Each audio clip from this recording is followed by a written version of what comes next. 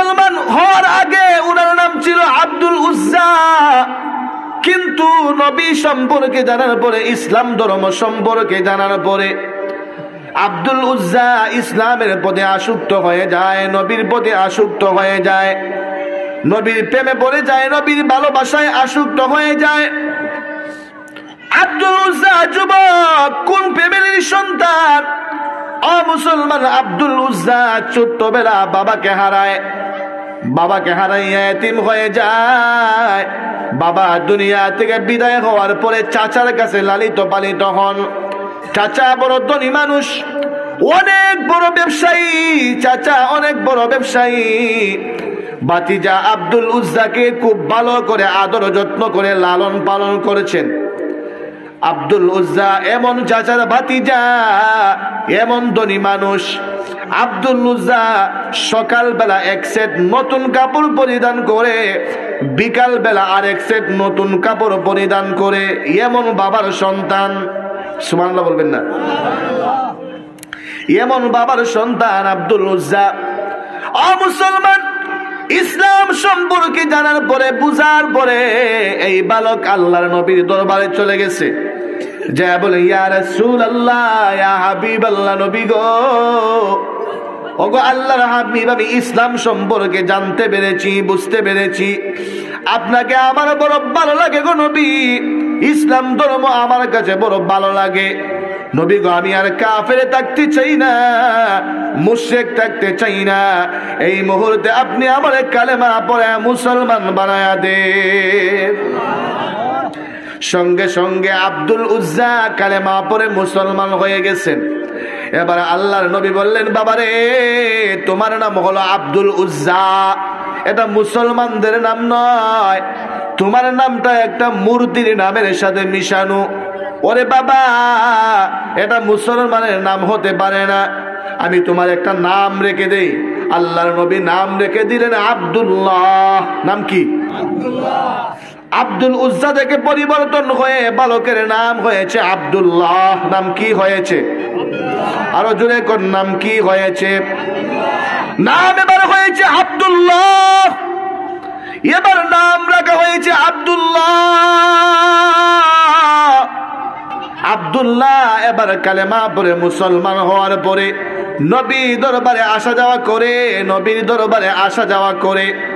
প্রিয় ভাইয়েরা আমার, এক পর্যায়ে চাচা শুনতে পেরেছে ভাতিজা আব্দুল্লাহ কালেমা পড়ে মুসলমান হয়ে গেছে। যখন শুনতে পারছে ভাতিজা আব্দুল্লাহ কালেমা পড়ে মুসলমান হয়ে গেছে, চাচা তেলে বেগুনে জ্বলে উঠছে। এত বড় সাহস! আমি তোমাকে কষ্ট করে লালন পালন করছি, আদর যত্ন করে লালন পালন করছি, তুমি মুহাম্মদের ধর্ম গ্রহণ করে ফেলেছো, কালেমা পড়ে ফেলেছো, এত বড় সাহস তোমার! চাচা ক্ষিপ্ত হয়ে গেছে, রাগান্বিত হয়ে গেছে। মুসলমান, এইভাবে দিন চলতেছে। হঠাৎ করে আল্লাহর নবী মক্কা থেকে হিজরত করে মদিনায় চলে গেছেন। কোথায় চলে গেছে? মদিনায় যখন চলে গেছে, এবার আব্দুল্লাহ মক্কায় থাকে, মক্কায় ভালো লাগে না, নবী নাই, আমারও ভালো লাগে না। আব্দুল্লাহ ইচ্ছা করেছে মক্কায় নবী না, আমিও থাকবো না, আমিও মদিনায় চলে যাব। চাচাকে ডেকে ডেকে বলে, চাচা, ও আমার প্রিয় চাচা, চাচা গো, আমি আর মক্কায় থাকবো না, আমি মদিনায় চলে যাব, মদিনায় চলে যাব। চাচা ডেকে ডেকে বলে, আব্দুল্লাহ রে, হে আব্দুল্লাহ, তুমি যদি আমার বাড়ি থেকে বের হয়ে যাও, ভালো করে শোনো, ভালো করে শোনো, একবার বের হয়ে গেলে তুমি কিন্তু আমার বাড়িতে আর ফিরে আসতে পারবা না। আব্দুল্লাহ বলে, চাচা ঠিক আছে, আমি যদি বের হয়ে যাই, ওয়াদা দিচ্ছি আর কোনোদিন আপনার বাড়িতে ফিরে আসবো না। প্রিয় ভাইয়েরা আমার, এবার আব্দুল্লাহ বাড়ি থেকে বের হয়ে যাবে।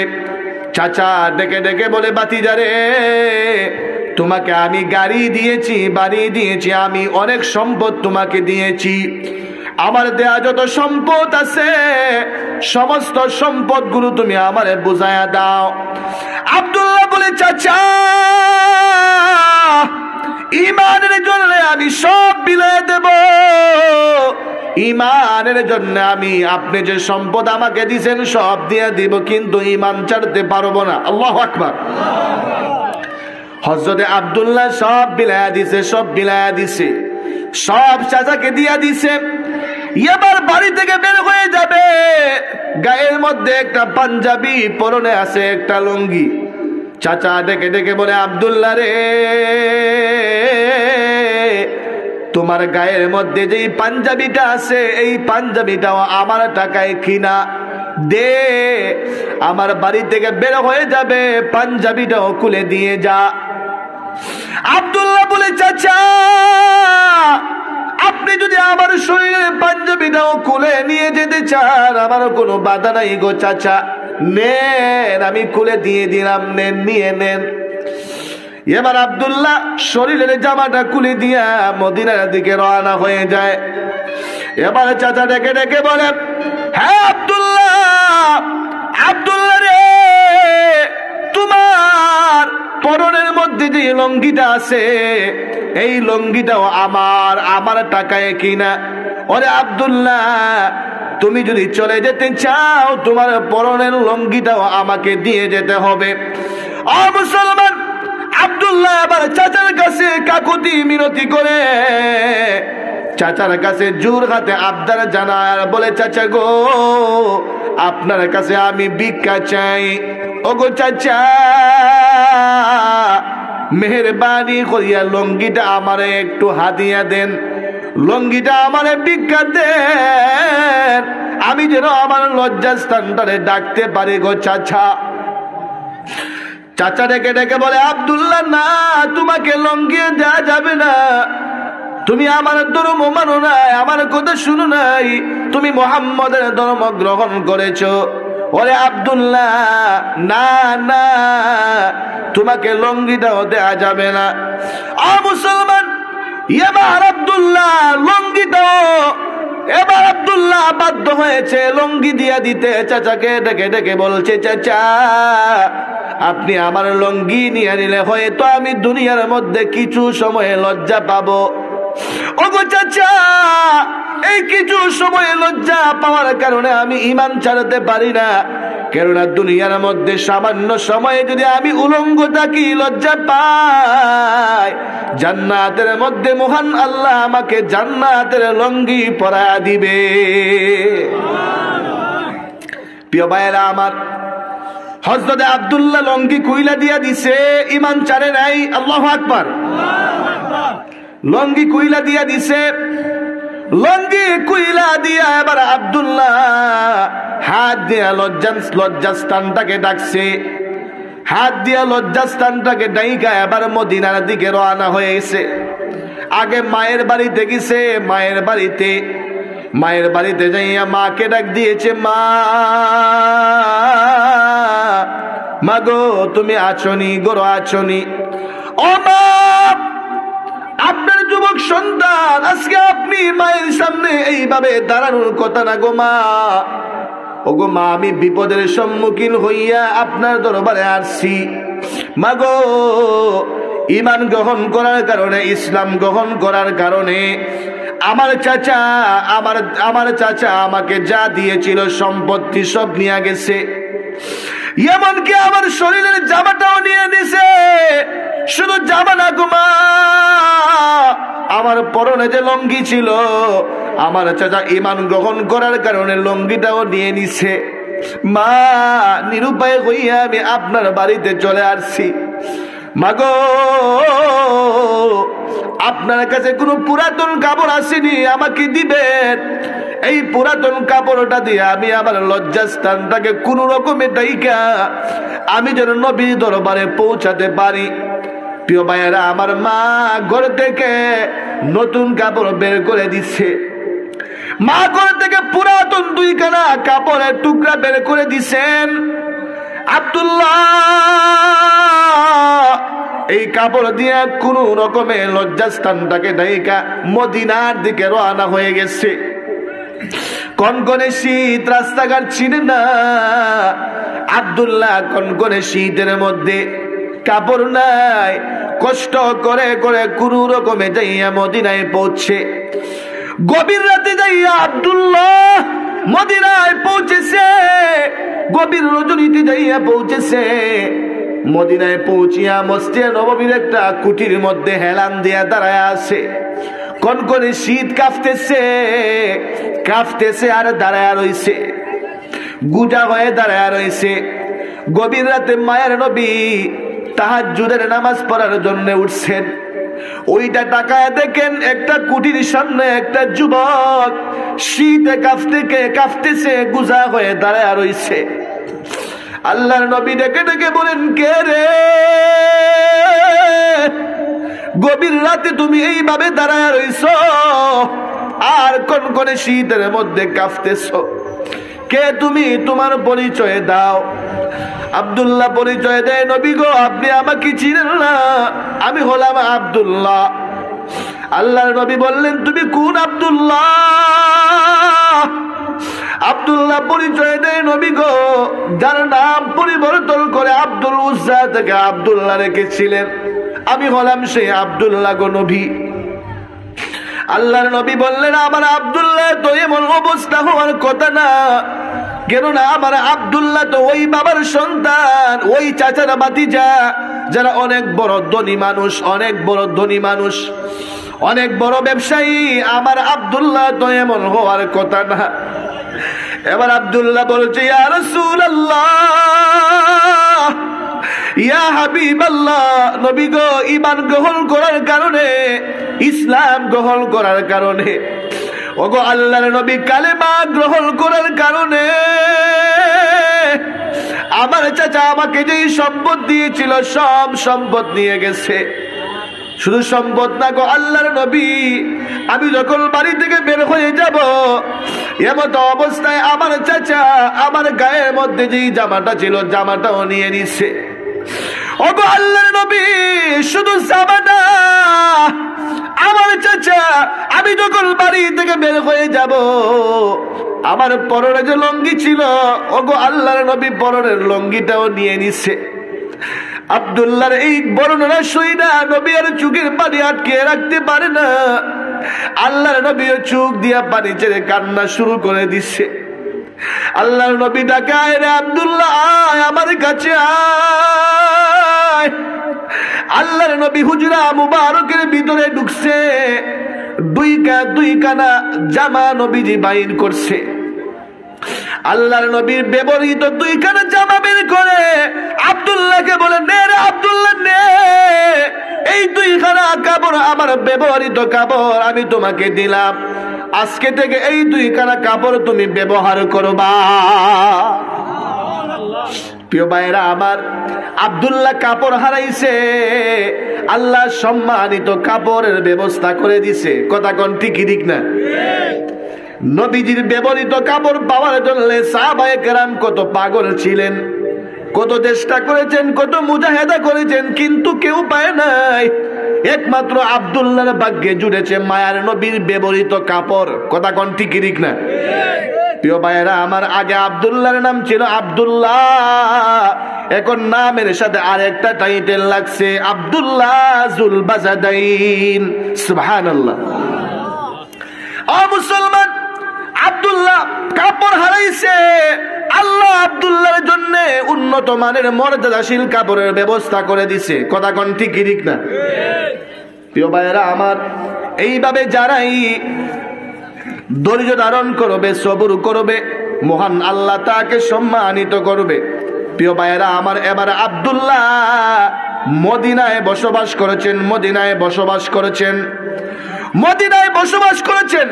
আব্দুল্লাহ মসজিদে নববীর মধ্যে ঢুইকা জুড়ে জুড়ে কোরআনের তেলাওয়াত করে, আওয়াজ করে কোরআনের তেলাওয়াত করে সাহাবায়ে কেরাম নবীর দরবারে আইসা নালিশ করেছে, ইয়া রাসূলুল্লাহ, ইয়া হাবিবাল্লাহ, আল্লাহর নবী গো আপনার সাহাবী আব্দুল্লাহ জুড়ে জুড়ে কোরআনের তেলাওয়াত করে আমাদের বড় ডিস্টার্ব হয়। আল্লাহর নবী বললেন, সাহাবীরা রে, তোমরা আব্দুল্লাহর নামে আমার কাছে নালিশ দিও না, আব্দুল্লাহর কেউ নাই। মদিনার মধ্যে আব্দুল্লাহর মাও নাই, বাবাও নাই, চাচাও নাই, ভাইও নাই, বোনও নাই। আব্দুল্লাহ ইমানের জন্য সব হারায় ফেলছে। আব্দুল্লাহ ইমানের জন্য সব বিলীন করে দিছে। তোমরা আব্দুল্লাহর নামে আমার কাছে নালিশ কইরো না। হে সাহাবীরা, আব্দুল্লাহর কলিজায় বড় ব্যথা, আব্দুল্লাহর কলিজায় বড় কষ্ট। এই কষ্টকে দূর করার জন্য আব্দুল্লাহ মসজিদে নববীর মধ্যে জুড়ে জুড়ে কোরআনের তেলাওয়াত করে তারে বাধা দিও না। তার কলিজার ব্যথা দূর করতে দাও, তাকে জুড়ে জুড়ে কোরআনের তেলাওয়াত করতে দাও। প্রিয় ভাইয়েরা, আমার আব্দুল্লাহ এইভাবে বসবাস করেছেন। কিছুদিন যাওয়ার পরে একটা যুদ্ধের ডাক আসছে। এই যুদ্ধের তাবুকের যুদ্ধের ডাক যখন আসছে, আল্লাহর নবী সাহাবায়ে কেরামকে ডেকে ডেকে বলছেন, হে সাহাবীরা, কে আছো? তোমরা যার যার সামর্থ্য অনুযায়ী আমার জিহাদের ফান্তের মধ্যে দান করো। সমস্ত সাহাবায়ে কেরাম যার যার সামর্থ্য অনুযায়ী জিহাদের ফান্তে দান করেছেন। আব্দুল্লাহ নবীর কাছে দৌড়ায় আসছে, নবীর কাছে দৌড়ায় আসছে, এসে বলে, ইয়া রাসূলুল্লাহ, ইয়া হাবিবাল্লাহ, নবী গো, আমার কাছে যে কোনো কিছু নাই। ওগো আল্লাহর নবী, আমি কি দেব? নবী গো, আমার যে কোনো কিছু নাই, আমি যে নিঃস্ব। আব্দুল্লাহ বলেন, ওগো আল্লাহর নবী, তো আমি তো কিছু দিতে পারবো না, তবে আমি আপনার সাথে জিহাদের ময়দানে যাব। আল্লাহু আকবার। আমি আপনার সাথে জিহাদের ময়দানে যাব। প্রিয় ভাইরা আমার, ও মুসলমান, আব্দুল্লাহ নবীর সাথে তাবুকের যুদ্ধে রওনা হয়ে গেছেন। তাবুকের যুদ্ধে যখন রওনা হয়েছেন, ঘটনাক্রমে এই যুদ্ধ সংগঠিত হয় নাই। সাহাবায়ে কেরাম যুদ্ধ না করে আবার বাড়িতে ফিরছেন। আসার পথে এক জায়গায় তাবু টানাইছে, রাত্রি যাপন করবে। প্রিয় ভাইরা আমার, যখন রাত্রি যাপনের জন্য তাবু টানাইছে, হঠাৎ করে সংবাদ আসছে আব্দুল্লাহ বড় অসুস্থ। আব্দুল্লাহর জ্বর হয়ে গেছে, আব্দুল্লাহ বড় অসুস্থ হয়ে গেছে। যখন নবীর কাছে সংবাদ আসছে আব্দুল্লাহ অসুস্থ, আল্লাহর নবী বললেন, আব্দুল্লাহ আমার কাছে ডাকো, আমার কাছে নিয়ে আসো, কেননা আব্দুল্লাহর কেউ নাই, আব্দুল্লাহ আমার কাছে আনো। আব্দুল্লাহ নবীর কাছে নিয়ে আসা হলো। হযরত আব্দুল্লাহর মাথাটা নবীজির রান মুবারকের উপরে রাখছে। আব্দুল্লাহ আল্লাহর নবীর সাথে কথা বলছেন। মুসলমান, দুনিয়ার মধ্যে যদি আমরা মারা যাই, মারা যাওয়ার সময় আমরা শেষ কথা হয়তো বাবার সাথে বলি, না হয় বিবির সাথে শেষ কথা বলি, না হয় নিজের কলিজার টুকরা সন্তানের সাথে শেষ কথা বলি। কিন্তু আব্দুল্লাহ মৃত্যুর সময় দুনিয়ার কোনো সাধারণ মানুষের সাথে কথা বলছেন না। হযরত আব্দুল্লাহ সরকারি দু জাহান মায়ার নবী বিশ্ব নবী মুহাম্মদুর রাসূলুল্লাহর সাথে কথা বলছে। মুসলমান, আব্দুল্লাহ নবীজির সাথে কথা বলতে বলতে এক পর্যায়ে আব্দুল্লাহ কালেমা পড়ে দুনিয়া থেকে বিদায় হয়ে গেছেন। আল্লাহু আকবার। প্রিয় ভাইয়েরা আমার, আব্দুল্লাহ যখন বিদায় হয়ে গেছেন, আল্লাহর নবী বললেন, ও সাহাবীরা রে, আব্দুল্লাহর জন্য কবর খনন করো, আব্দুল্লাহর জন্য জানাজার ব্যবস্থা করো। হযরত আব্দুল্লাহর জন্য কাপড়ের ব্যবস্থা করা হলো। নবীজির দুইখানা যেই জামা দিয়েছিলেন, এই জামা দিয়ে কাপড়ের ব্যবস্থা করেছেন। আর সাহাবীদেরকে বললেন, হে সাহাবীরা রে, আমার আব্দুল্লাহর জন্য কবর খনন করো, আমার আব্দুল্লাহকে জানাজার মাটি নিয়ে যাও। আজকে আব্দুল্লাহর জানাজা কেউ পড়াতে হবে না, আব্দুল্লাহর জানাজা আজকে স্বয়ং আমি বিশ্ব নবী পড়াবো। আব্দুল্লাহর জানাজা আল্লাহর নবী স্বয়ং নিজে পড়াইছেন। এবার আব্দুল্লাহকে নিয়ে যাওয়া হলো কবরের মধ্যে।